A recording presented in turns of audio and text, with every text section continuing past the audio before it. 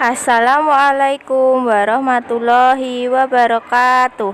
Sugeng enjang para murid, dinten punika kita badhe sinau basa Jawi. Nah, Bu Guru badhe nerangake wujude gamelan lan suarane. Simak video punika nggih. Diwiwiti saka kendhang. Cara ngunekake ditabuh nganggo telapakan lan driji utawa jenenge dikebuk.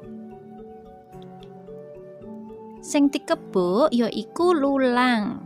Amarga kendhang digawe saka kayu lan lulang.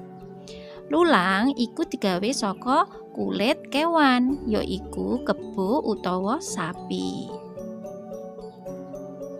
Diselehake ing wadah panyangga kang digawe saka kayu. Kagolong piranti perkusi.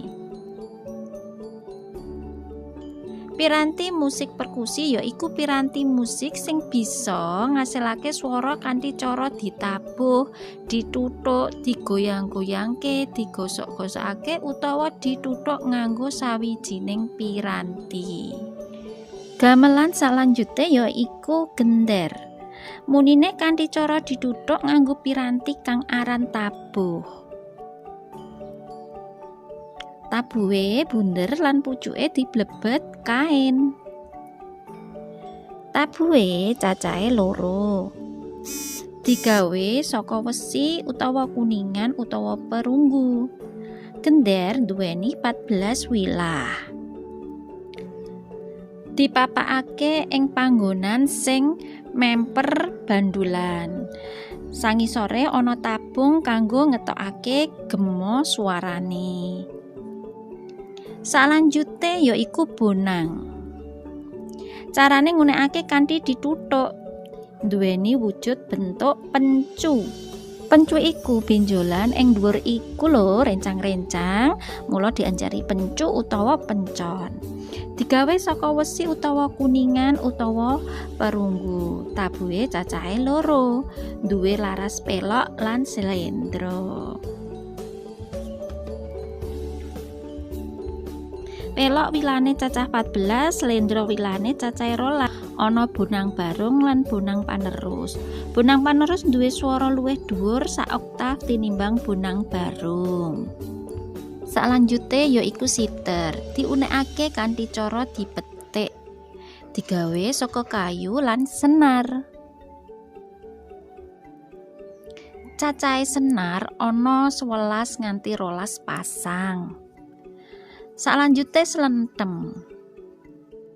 Diunekake kanthi cara dituthuk. Tabuhe bunder lan pucuke diblebet kain. Tabuhe cacahe siji. Digawe saka wesi utawa kuningan utawa perunggu. Cacahe wilahan ana 7. Papakake ing panggonan sing memper bandulan. Sangisore ana tabung kanggo ngetokake gema swara. Gamelan salanjute ya iku rebab. Diunekake kanthi cara digesek. Digawe saka kayu lan senar. Asale saka Arab utawa Timur Tengah. Pinaka instrumen pangarep utawa pambuka. Duwe jejuluk pemimpin gending. Salanjute ya iku suling. Diunekake kanthi cara disebul. Digawe saka pring. Gunane kanggo nambah swara ing melodi. Salanjute kempul. Diunekake kanthi cara dituthuk. Tabuhe cacahe siji. Digawe saka wesi utawa kuningan utawa perunggu. Digantung kaya gong. Ana laras pelok lan slendra. Gong munine kanthi cara dituthuk. digawe saka wesi utawa kuningan utawa perunggu. Cacahe tabuh 1. Gumantung ing palangan kayu. Gong jinise ana 2 yaitu gong gedhe lan gong suwuk. Saben laras slendra lan pelok nduweni 3 set gong. Gong gedhe cacahe 2 lan gong suwukan cacahe 1.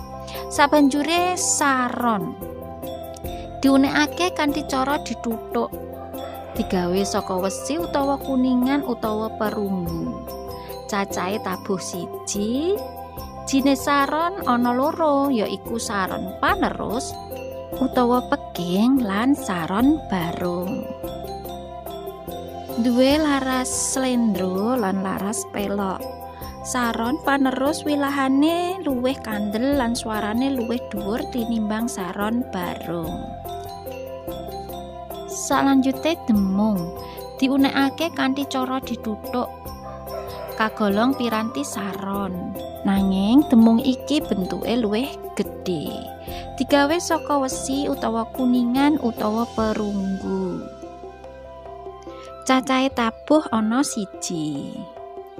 Salanjute ya iku gamelan kenong. Ditabuh kanthi cara dituthuk, digawe saka wesi utawa kuningan utawa perunggu. Cacahe tabuh 1. Bentuke pencu kaya bonang nanging luwih gedhe. Ana laras pelok lan slendra. Sabanjure kethuk kempyang. Cara nggunakake kanthi dituthuk, digawe saka wesi utawa kuningan utawa perunggu. Cacahe tabuh 1. Lajeng gambang digunakake kanthi cara dituthuk, digawe saka kayu. Cacahe tabuh ya iku 2. Ayo nyimak video meragakake gamelan swara kendang. Swara bonang.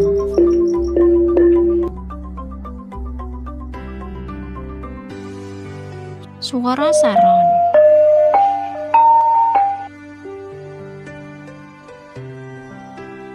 Swara saron peking.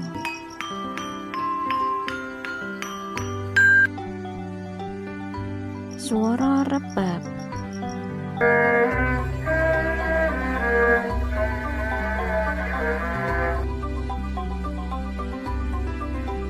Swara kenong. Swara siter.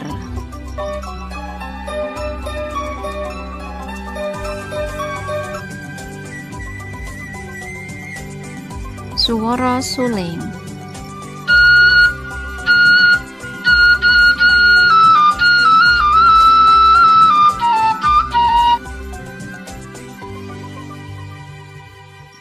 Lan swara gong.